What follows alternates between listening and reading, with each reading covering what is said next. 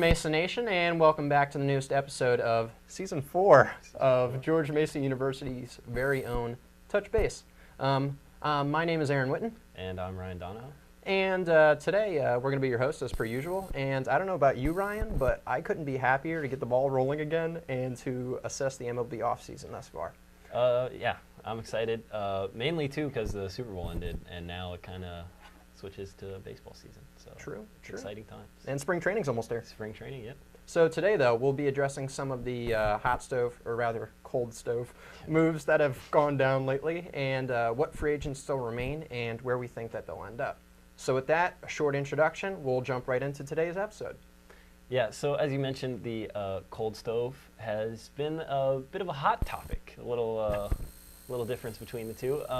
Nothing's been going on in the free agent market in baseball. Usually they say it's the hot stove because everything's happening, people are signing, there's trades, there've been some trades, but we're going to talk about free agency, and not much has gone down so far, but we will let you know what has.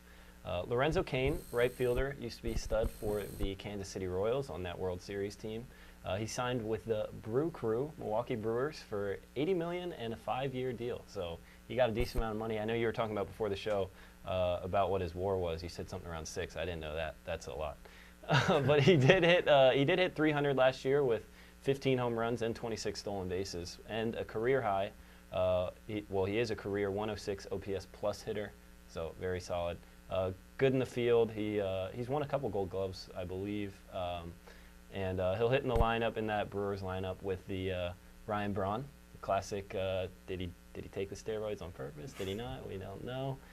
Shaw and Yelich. Yelich, another new addition to that Milwaukee lineup. So they'll have a pretty formidable word of the day lineup there. So I think he'll fit nicely.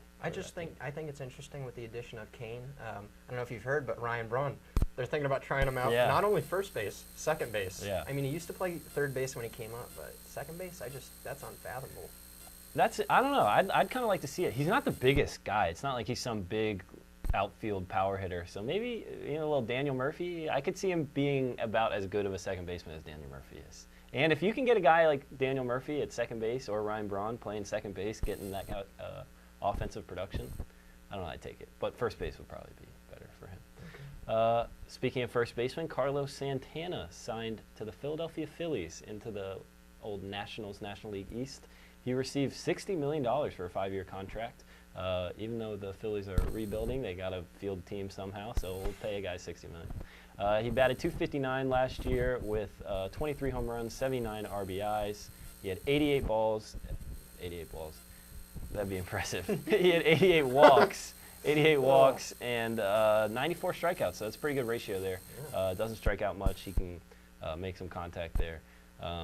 He's pretty much offense only, though. He tried third and catcher, and now he's a full-time first baseman. He's kind of just like a plug-and-chug type guy. If you got an opening, we'll put him in there. He'll take an error to a game, and he'll maybe get you 2 hits. Goes from the Indians to the Phillies. You expect him to regress, or you expect him to progress? Well, that's interesting. Out of Progressive Field, but from the Phillies. I mean, the Indians are obviously a lot better. They're in a position to win compared to the Phillies, who, as you said, are rebuilding. I mean, he's going to get more at-bats. The question is, the at-bats that he gets, are they going to be with runners in scoring position? Are they going to be productive at-bats? We know what to expect from him. Usually a .250 average with 25 or so home runs. Yeah. He's a patient hitter.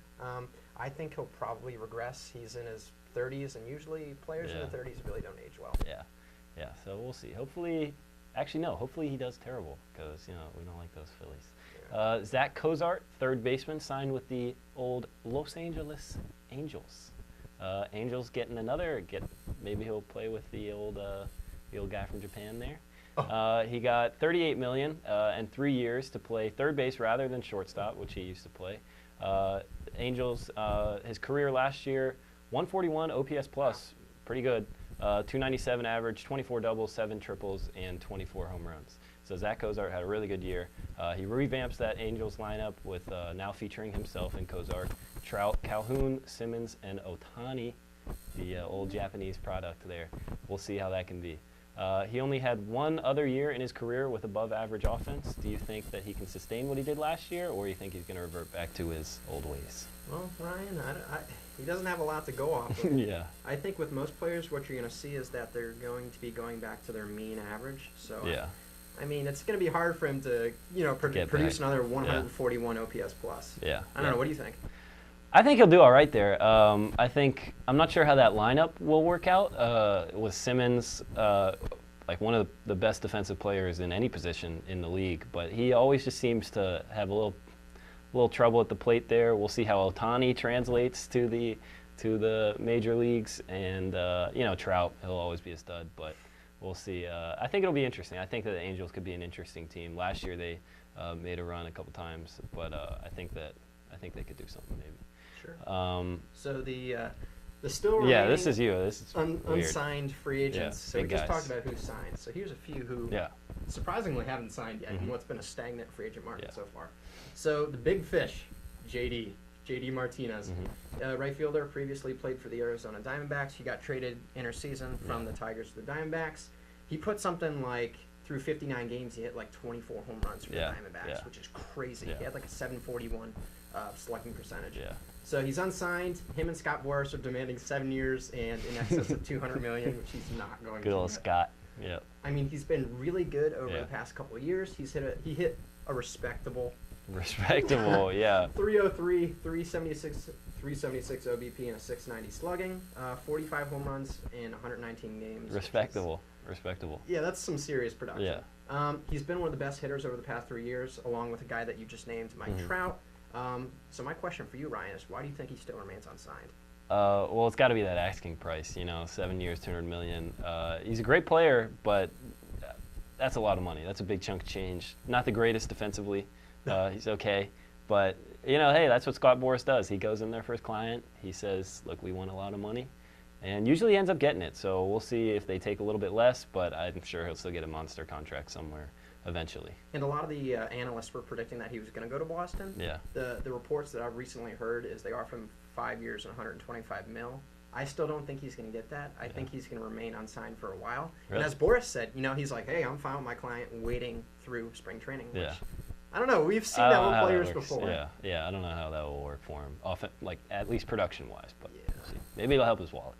So we'll go to the other side of things, the pitching side. So Jake Arrieta from the much-hated Chicago Cubs here. Yep. He's another Scott Boras agent. So they just all remain unsigned because of their asking prices. Yeah. He's demanding unreasonable figures. Yes. So what's new? He's currently on a 3-year decline in terms of ERA plus, some sabermetrics that we like to use here at the studio. Yep. He went from an ERA plus of 215 to 135 to 123 over the past 3 years. So a little bit of regression. Yeah. Doesn't mean he wasn't bad last year. He set a 3.53 ERA and 168.1 innings pitched. Only had a 1.9 WAR. So going back to more questions for you, Ryan, is he a dependable front of the rotation starter? And who pays him if he is? I'm not sure who out there is willing to pay him just because of how, at least based on his other absorbent or massive price tag that Scott Boras has placed to him, just because of how, like you said, inconsistent he's been. With the Orioles, he was trash. And then he goes to the Cubs, all of a sudden he's Cy Young, he's great, and then he just starts to regress a little bit. I don't know if people are worried that maybe he'll go back to that Orioles stuff. He's just one of those guys who's got great stuff. Everybody talks about how, this guy could be one of the best pitchers of all time. And then he just goes out there and he'll have a complete game shutout one game, and then the next it'll be 4 innings with 8 earned runs. So I don't know. If you're willing to give up that kind of money for, potential shaky starts every once in a while, that's okay. But I prefer consistency as opposed to the one amazing game every once in a while. So we'll see. That's a good point, Ryan. Yeah. And then the last guy on our list, another former Japanese superstar, Yu Darvish, who pitched for the Los Angeles Dodgers this past season. He had a middling year, 3.86 ERA and 186.2 innings pitched. Gave up 159 hits to 58 walks, so the control's all right. But the alarming part was in the playoffs. He pitched to a 6.14 ERA over 14.2 innings. Yeah. So, he might be burnt out. Is he better or worse than Arrieta, though, if you're trying to compare and contrast the two? Right now, I'd take Darvish. Really, So any day. His strikeout numbers are insane, and just I know he's been hurt on and off again since he came to the majors from Japan. But when he's played, at least in his Ranger days, he was pretty much unhittable. He gets a slider going, he gets anything going. It's tough to hit. So I would, yeah, I would definitely go with Darvish. But maybe they like their American-grown, corn-fed Jake Arrieta's out there. So we'll see. But anyway, so that wraps it up for today. Biggest trade moves are what we're going to be talking about next week. So Marlins have been doing a few things, just shoveling everybody off. Their whole outfield. Yeah, we'll just get rid of them. We'll talk about that on our next episode. But first, the fun fact of the day. As we talked about, slow off-season market. 122 free agents remain unsigned with just over 2 weeks until spring training, which is pretty crazy. All those guys out there hoping they get paid, hoping they get signed, and hoping they can feed the kids. But that'll be it for today. Thank you all for tuning in to our first episode of our 4th season. My name is Ryan Donahoe. And I'm Aaron Witten. And we'll see you next time.